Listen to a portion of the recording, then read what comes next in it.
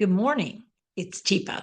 And today I wanted to talk a little bit about something that we have broached before when it comes to brain change. It is the idea of a rapid, very, very surprising brain change. Ooh, a elevation in stress distress brain change, or a not good brain change, or the kind of brain change we spend a lot of time talking about, which is dementia. So, what happens if someone who's having dementia develops a sudden brain change? Well, if it's not a positive, wonderful brain change, we might want to take a look at it because it could be delirium. And a delirium is different than a standard brain shift that we would see, like from morning to evening, or from day to day, or from week to week, month to month, year to year.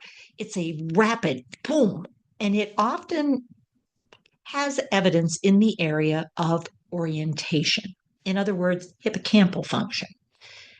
But that's not always the case when we already have dementia on board. But the classic signals are the person becomes disoriented to place, to time, to situation, to people.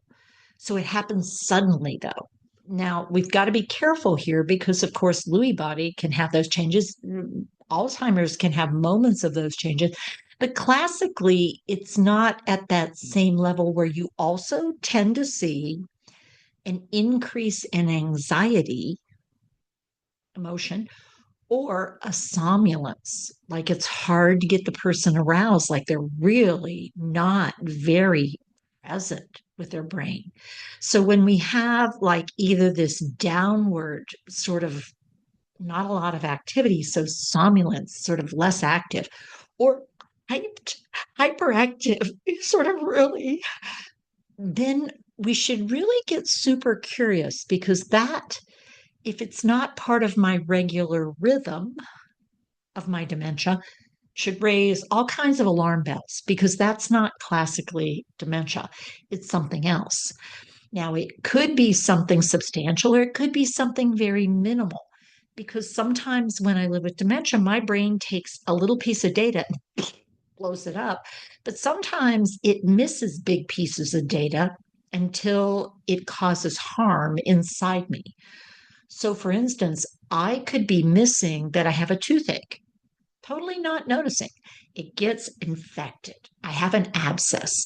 Now I'm not eating. I don't feel good. And I'm yelling and I'm not happy and I'm stomping around. And yet I still haven't discovered, because of the changes in my brain, that it's right here. This is where that discomfort is coming from that I'm reacting to. So I may become very unable to process incoming data because I'm in acute distress and not know why. My fever may or may not spike because of changes in the core part of my brain that would typically allow both of us to know something's wrong. So it can be these kind of tricky things where if you pick up on a sudden brain change and it's not typical for me, it's really important to have somebody to talk it through with, and to possibly get me looked at more carefully to find out, is there something else going on here?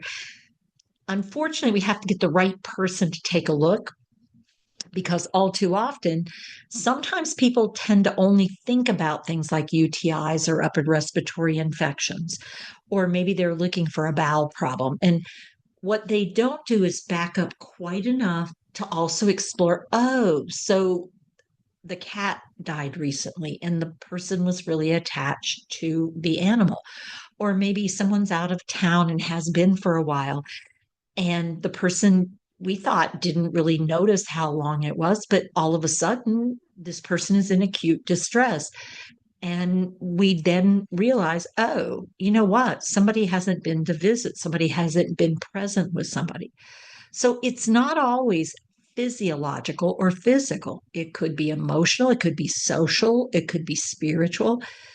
But if we see a sudden rapid change that seems to also have a component of more alert, less alertable, more aroused, but not able to really focus, it's super important that we get to be good detectives. And unfortunately, at this point in time, you're probably the first detective that should be called on the scene, and you want to do an inventory. Anything about the place, anything about the people, anything about props or things around the person that could be impacting this, anything about programming different, or are there other possibilities that we need to explore? Could it be the medications were triple taped? Could it be that the new medicine that they started on suddenly is having an effect with the other medicines? Could it be that they got, oh, that cottage cheese? Oh, I didn't realize that was still in the back of the refrigerator. They didn't notice that it had green stuff on it. So it gets a little tricky. But the plus is that if you do pick up on this rapidly, you might be able to front end it before we end up having to do the ER or the urgent care. There may be a way to really look at this and go, well, let's get this looked at as soon as possible with somebody who's already familiar with my person.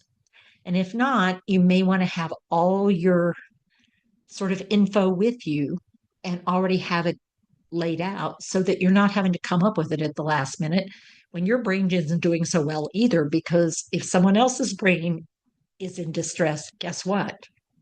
You're at high risk too. All right, everyone. Hopefully that's helpful information. And if you've heard it before and you didn't need it, I hope you tune me out.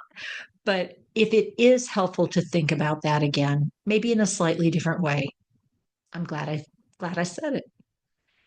Till next time, take care of yourself, take care with your care. Be well off because brain changes do matter. And maybe I helped yours.